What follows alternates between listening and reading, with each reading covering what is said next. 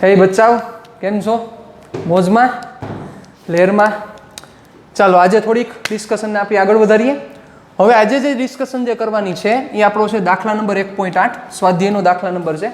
સ્વાધ્યાયનો દાખલા નંબર 1.8 છે, જે બહુ સાવ સિમ્પલ સમ છે, પણ એને થોડુંક આપણે સરસ રીતે સમજીએ અને એમાં જે આન્સર લઈ આવવાના છે એના વિશે થોડી ડિસ્કસ કરીએ. તો હવે તમારી સ્ક્રીન ઉપર તમને દાખલા નંબર 1.8ની રકમ દેખાશે. ઓકે, ચાલો જોવો જોઈ શું આપેલું છે તમને. તો તમને એવું કીધેલું છે કે બે બિંદુવત વિદ્યુત ભારો QA અને QB, QA ની વેલ્યુ છે 3 માઇક્રોકુલમ અને QB ની વેલ્યુ છે -3 માઇક્રોકુલમ, એકબીજાથી શૂન્યાવકાશમાં 20 સેન્ટીમીટર દૂર રહેલા છે. ઓકે, એટલે QA ની વેલ્યુ છે 3 માઇક્રોકુલમ, QB ની વેલ્યુ છે -3 માઇક્રોકુલમ, એકબીજાથી શૂન્યાવકાશમાં, સમજી ગયા? કેટલા ડિસ્ટન્સ ઉપર છે? 20 સેન્ટીમીટરના અંતરે રહેલા છે. પહેલું પ્રશ્ન તમારે જે ફાઇન્ડ કરવાનો છે, જેનો તમારે જવાબ જોઈએ છે, પહેલો બે વિદ્યુત ભારોને જોડતી રેખાના મધ્ય બિંદુ O આગળ વિદ્યુત ક્ષેત્ર કેટલું હશે? આવો પ્રશ્ન આપણને પૂછેલો છે સાહેબ, કે બે વિદ્યુત ભારોને જોડતી રેખાના મધ્ય બિંદુ O આગળ વિદ્યુત ક્ષેત્ર કેટલું હશે? આ પહેલો પ્રશ્ન છે. પછી આપણે બીજો પ્રશ્ન ઉપર આપણે પણ ચર્ચા કરી લઈએ, વાંચી લઈએ. પ્રશ્ન શું પૂછેલો છે કે જો 1.5 ગુણ્યા 10⁻9 કુલંબ માન ધરાવતો એક ઋણ પરીક્ષણ વિદ્યુત ભાર આ બિંદુએ મૂકવામાં આવે. આ બિંદુ એટલે કયું બચાવ? એ રેખાનું જે મધ્ય બિંદુ છે એની વાત છે. મૂકવામાં આવે તો તેના પર લાગતું બળ કેટલું હશે? તેના પર એટલે કેના પર? 1.5 ગુણ્યા 10⁻9 કુલંબ માન ધરાવતા ઋણ પરીક્ષણ વિદ્યુત ભાર, એટલે માન 1.5 ગુણ્યા 10⁻9 છે, પણ એ ઋણ છે સાહેબ, એટલે તમારે એને નેગેટિવ લેવો પડશે. એનો ટાઈપ છે એ નેગેટિવ છે. ચાલો ડન.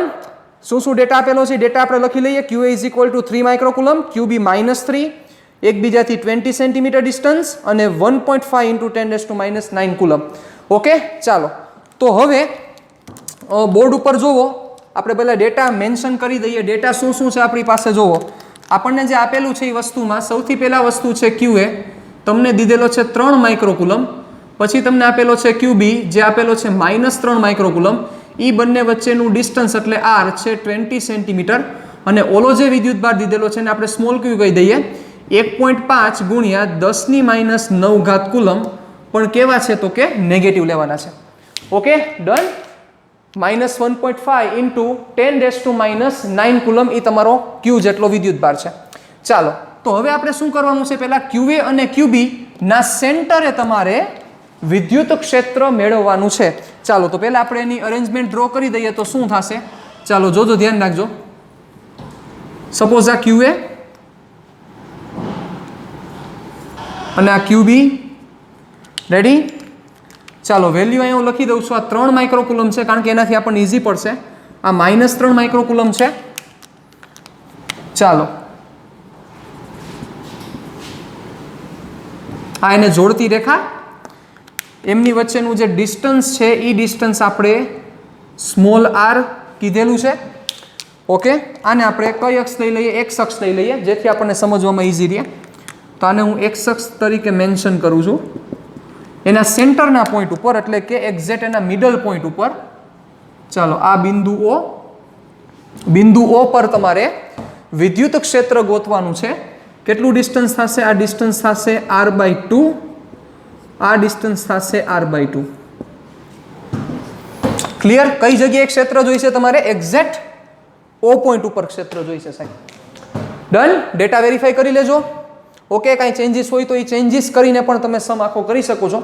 એમાં જરાય મૂંઝાવવાની જરૂર નથી. આપણને તો આ સમ શું કહેવા માંગે છે એના ઉપર આપણે ડિટેલમાં ડિસ્કશન કરીએ છીએ. ઓકે, ચાલો તો હવે તમારી પાસે જે વેલ્યુઝ છે 3 માઇક્રોકુલમ, -3, સેન્ટરના પાર્ટ ઉપર આપણે વિદ્યુત ક્ષેત્ર ગોતવાનું છે સાહેબ. તો હવે વિચારો, આ સેન્ટરના પાર્ટ ઉપર એટલે કે આ O બિંદુ ઉપર વિદ્યુત ક્ષેત્ર કોને લીધે હશે? વિચારો તો કે આ O બિંદુ છે એ QA અને QB થી પરિમિત અંતરે છે સાહેબ. પરિમિત એટલે જાણીતા અંતરે છે. એ અંતર ખબર જ છે, r/2 અને r/2. તો વિદ્યુત ભારથી જો પરિમિત અંતરે કોઈ બિંદુ હોય તો એ જગ્યાએ એ વિદ્યુત ભારને લીધે ક્ષેત્ર હશે જ સાહેબ. યાદ કરી લ્યો, આપણો પહેલો લેક્ચર યાદ કરી લ્યો વિદ્યુત ક્ષેત્રનો. તો આનો મિનિંગ એવો થયો કે O બિંદુ છે એ QA અને QB થી પરિમિત અંતરે છે, તો O બિંદુ પાસે QA અને QB બંનેને લીધે ત્યાં ક્ષેત્ર પ્રેઝન્ટ હશે સાહેબ. સાહેબ લાઈટ થઈ, મોટા ભાગને ખબર પડી ગઈ છે. હવે એનો આન્સર શું આવવો જોઈએ? તો મોટા ભાગે બધા લોચા એવા મારે છે. બધા શું આન્સર દેશે સમજો બરોબર. બધા એવું કહેશે કે આ જગ્યાએ પ્લસને લીધે જેટલું ક્ષેત્ર છે એટલું માઇનસને લીધે ક્ષેત્ર છે. Net answer 0. એટલે મોટા ભાગના વ્યક્તિઓ શું વિચારતા છે અત્યારે કે સેન્ટરના પાર્ટ ઉપર એટલે કે આ એક્ઝેક્ટ O બિંદુ પાસે ક્ષેત્ર 0 છે. શું કામ એવું વિચારે છે? It's only reason behind that કે આનો ચાર્જ પ્લસ છે, આનો ચાર્જ માઇનસ છે. એના કારણોસર સેન્ટર એવું વિચારે આ જેટલું પ્લસ કરે એટલું માઇનસ કરે. Net answer 0. પણ યાદ કરો મેં તમને કીધું હતું આપણે તો સાહેબ બધી વેલ્યુ પોઝિટિવ જ લેવાની છે, ભલે નેગેટિવ હોય તોય. ભલે વિદ્યુત ભાર નેગેટિવ આપેલો હોય તોય આપણે તો પોઝિટિવ જ લેવાનો છે સાહેબ. આપણે માઇનસ ક્યારે લેશું? યાદ કરો, યાદ કરો, યાદ કરો. ક્યારે માઇનસ લેશું? આપણે માઇનસ ત્યારે જ લેશું જ્યારે કોઈ એક વેક્ટરથી ઓપોઝિટ ડાયરેક્શનમાં જો કોઈ વેક્ટર જાય તો જ આપણે માઇનસ લેવાના છે. It means you have to first find out what is the direction of the electric field due to QA and QB at this point O. એટલે કે O બિંદુ પાસે A અને B ને લીધે ક્ષેત્ર કેટલું છે અને કઈ દિશામાં છે એ પહેલા તમારે ફાઇન્ડ કરવું પડશે સાહેબ. સમજાય છે? તો સિમ્પલ, ચાલો હવે તો આવડે જ છે આપણને સાહેબ.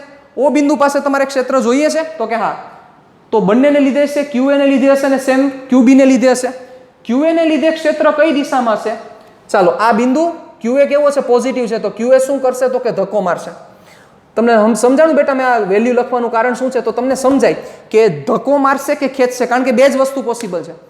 કાં તો એક એ પોતાનાથી દૂર કરશે કાં પોતાની તરફ ખેંચશે.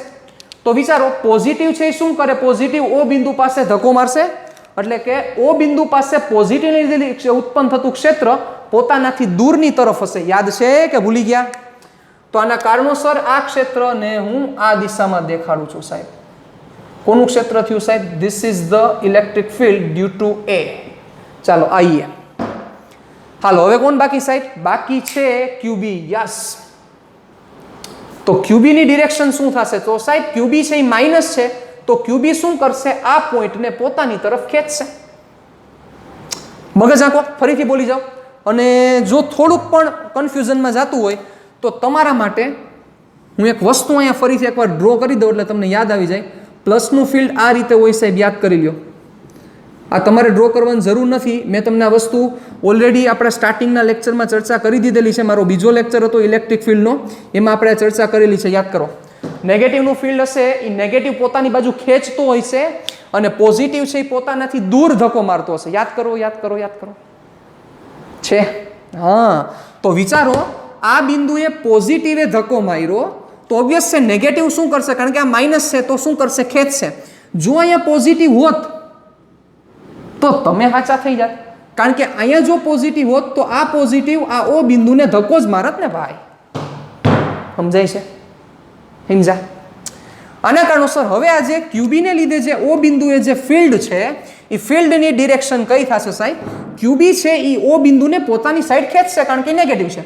એટલે ઓબ્વિયસ છે આ જ દિશામાં હજી મારે EB એડ કરવાનો થશે.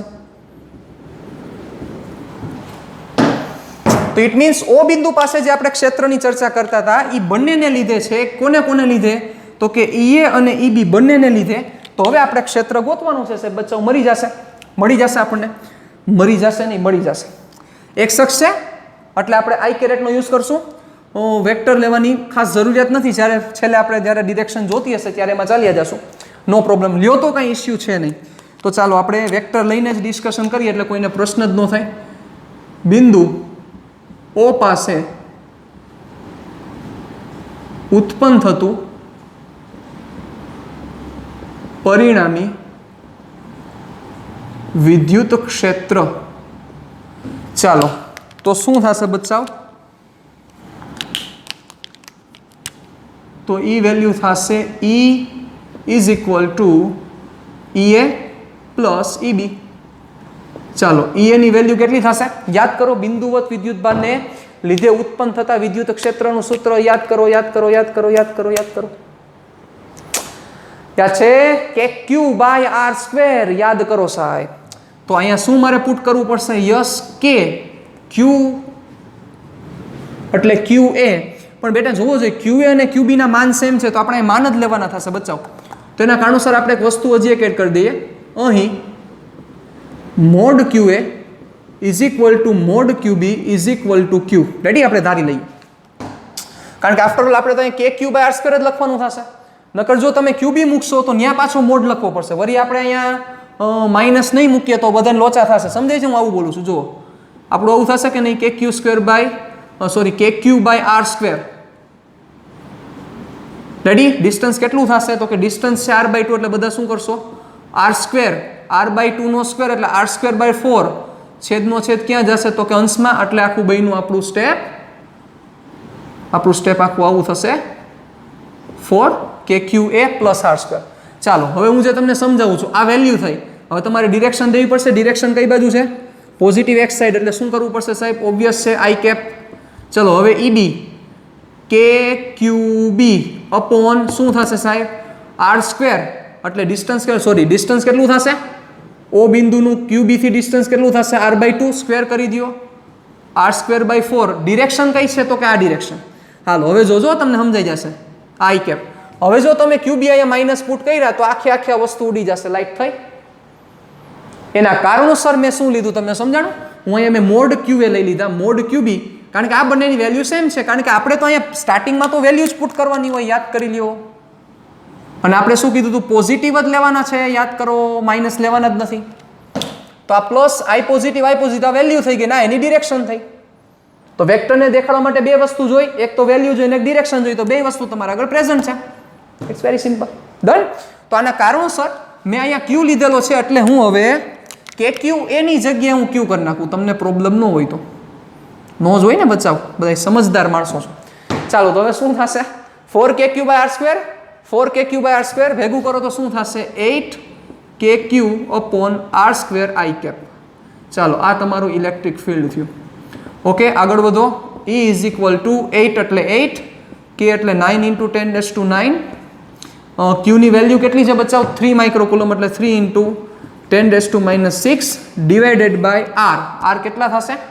r ની વેલ્યુ છે 20 સેન્ટીમીટર, સો 0.2 મીટર નો સ્ક્વેર. જે થાય એ તમારો આન્સર.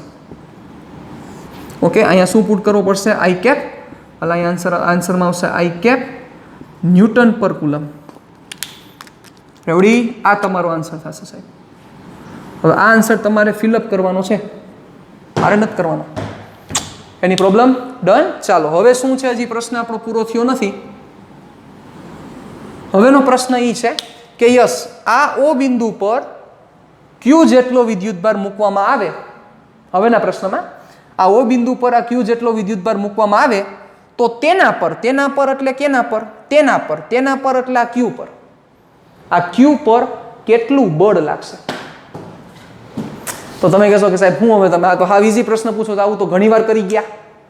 સાચા છો, સાવ સાચા છો. પણ અહીંયા આપણે થોડીક ઈઝી મેથડથી કરવું છે. તમારામાં શું વિચાર આવશે? તમારા મગજમાં જે વિચાર આવે છે અહીંયા હું રિપ્રેઝન્ટ કરું છું. અને મારા મગજમાં જે વિચાર આવે છે જોઈ આવી ગયો તો લેજેન્ડ જ છો તમે સાહેબ, કંઈ કહેવાની જરૂર જ નથી. ચાલો આ QA, આ QB અને સેન્ટરમાં કોણ છે બચ્ચાઓ? સેન્ટરમાં છે Q. ચાલો હવે આ Q ઉપર લાગતું બળ જોઈએ છે. તો આ Q ઉપર લાગતું બળ જોઈએ છે તો તમે શું કરશો? આ Q ઉપર કોણ બળ લગાડે? આ QA અને QB. તો પેલા QA ને લીધે લાગતું બળ, QA શું કરશે? આ નેગેટિવ ચાર્જ છે તો QA શું કરશે સાહેબ? ચાલો અહીંયા આપણે વેલ્યુ લખ નાખી. 3 માઇક્રોકુલમ. આની વેલ્યુ છે -1.5 × 10⁻⁹. તમે વેલ્યુ એકવાર વેરીફાઈ કરી લેજો બુકમાં, નોટ ટુ વરીડ અબાઉટ. બરોબર? એ વેલ્યુ ઇમ્પોર્ટન્ટ નથી, પણ આ સમ કેમ ખાસી વધારે ઇમ્પોર્ટન્ટ છે. ચાલો અને આપણો આ ચાર્જ કેટલો છે? આને નેનો લઈ લઈને 10⁻⁹ છે તો નેનો કુલમ લઈ લઈએ. ઓકે, QB ની વેલ્યુ કેટલી છે? QB છે -3 માઇક્રોકુલમ. ઓકે, ચાલો તો શું થશે? ઓબ્વિયસ છે આ જે Q છે, આ જે Q ઉપર QA અને QB બંને બળ લગાડવાના જ છે સાહેબ. QA શું કરશે? ઓબ્વિયસ છે, ખેંચશે, એટલે QA નું ફોર્સ આ ડિરેક્શનમાં થયું. QB શું કરશે? તો કે QB નો માઇનસ ચાર્જ છે, આનો માઇનસ ચાર્જ છે, ધક્કો મારશે. તો સિમ્પલ તમે આવું પણ કરી શકો.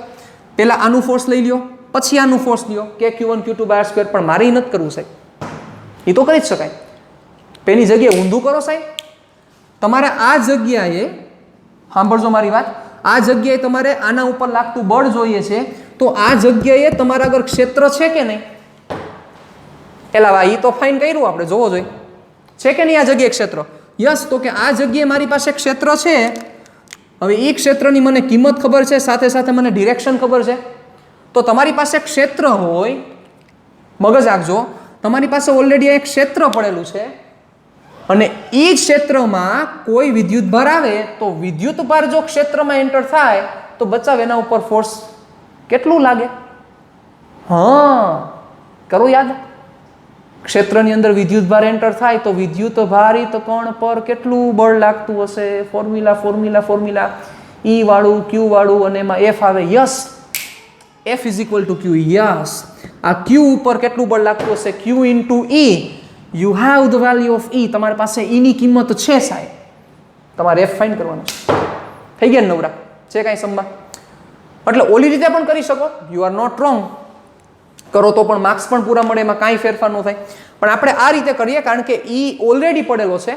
તો સિમ્પલ બચાવ, Q વિદ્યુતભાર જો E જેટલા ક્ષેત્રની અંદર આવે તો લાગતા બળનું સૂત્ર આપણને ખબર જ છે સાહેબ, F is equal to Q into E. તો શું કામ ખોટા વધારે હેરાન થવું? સમજી ગયા? ચાલો, તો હવે આ તો તમારો વિચાર મેં રજૂ કર્યો હતો. હવે આપણે જે કરવું છે એ અહીંયા રિપ્રેઝન્ટ કરી દઉં. Q વિદ્યુતભારને બિંદુ O પર મૂકતા તેના પર લાગતું બળ. ચાલો, તો કેટલું થશે સાહેબ? F is equal to Q into E. હવે પહેલા એ વિચારી લો બચ્ચાઓ કે લાગતું બળ કઈ દિશામાં છે. ચાલો, એના માટે હું તમને ડ્રો કરીને વસ્તુ સમજાવી દઉં એટલે તમને પરફેક્ટ આઈડિયા આખો આવી જશે.